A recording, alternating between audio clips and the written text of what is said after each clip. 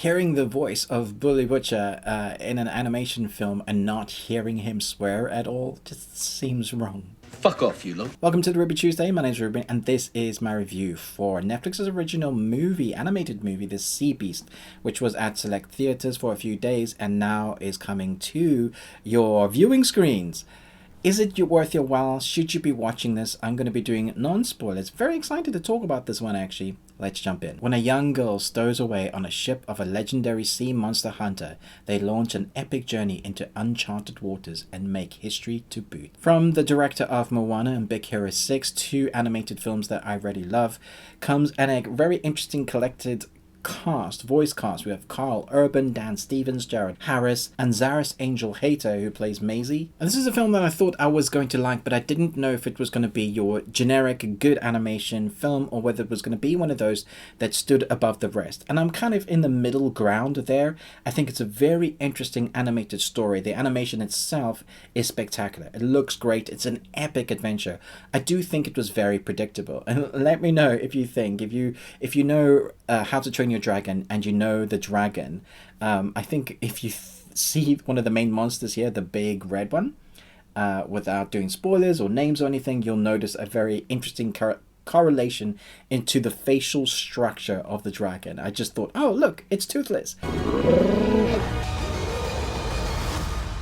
Nevertheless, I'm getting sidetracked. The film itself, I think, is really sweet and reminds me of those early adventure pirating films. And if you want to tick the adventurer in me, the escapism in me, those films that want to take you on adventure, not think about the world for a couple of hours, this is one of those. You can go and watch this easily with your family, and I think everybody will enjoy the ride. It comes down to the banter between Karl Urban and Zaris-Angel Hator. Their kind of banter or camaraderie or unique crew or relationship that forms along this journey is something that is the heart of the film. And it also means that both characters learn stuff along the way.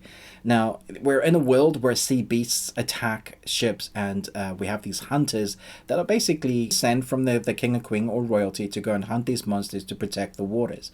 And that is part of the core storyline.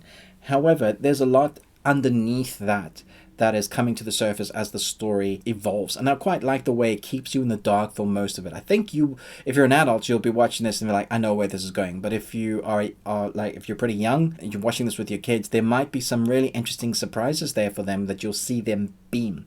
Now, talking about beaming of smiles, I pretty much had a smile on my face the whole way through, because I think, again, the relationship, the banter between them in amongst the animation, which is great. And then you have a superb score that just fills you with adventure. It's definitely worth, if you can get to the cinema, I would say watch it on the biggest screen possible. It feels like a Moana film that you should be watching at the cinema. But if you don't have that option, turn up the music loud, because I think it's going to put you in the zone. You're really going to enjoy the themes and the story and the moral of it. It's, it doesn't do anything wrong that way. It does kind of tick all the boxes. I do wonder if it's one of those that you're going to go back to, and one of those in your plethora of animation films when the kids go, do I want to watch that one again? And I think there is something there that you might want to watch it again because of the heart it has. I guess the juxtaposition change of the storyline for the second half. Personally, I enjoyed the second half more, although I did like the backstory that was given with the adventure that was given beforehand. There are great kind of set action piece moments that will fill you with like your heart going high and go, oh, that was very cool. I like what they did with the character designs and how they interact or fight with the humans. But in amongst the building, that banter between the characters, once you get to that second story, well, the second half of the movie, that's really where it finds its footing, and it goes for, this is what we want to teach you within the themes. And I think parents will be like, yeah, this is great. And I think those of animation lovers will, like, the whole way through, you'll be like, oh, look at that, that's so shiny. Finding a shiny thing in animation, you're just going to be like, I'm loving what that character looks like. I'm loving what that creature is doing. I'm loving the big kind of feel, the epicness, the adventure of this. The fact that they're exploring unexplored places, unexplored waters, gives an air of mystery to it that I think a lot of films don't have anymore. So I'm going to give this 4 Nicolas Cages out of 5 because the animation is so tight and it has an endearing story, and between the voice cast and the directing of the voice cast, I think it does what it's set out to do. I'm still wondering though, do I want to go and watch it? Could I stick it on now? I think I could. So that kind of gives you an idea. Yeah, it's pretty good.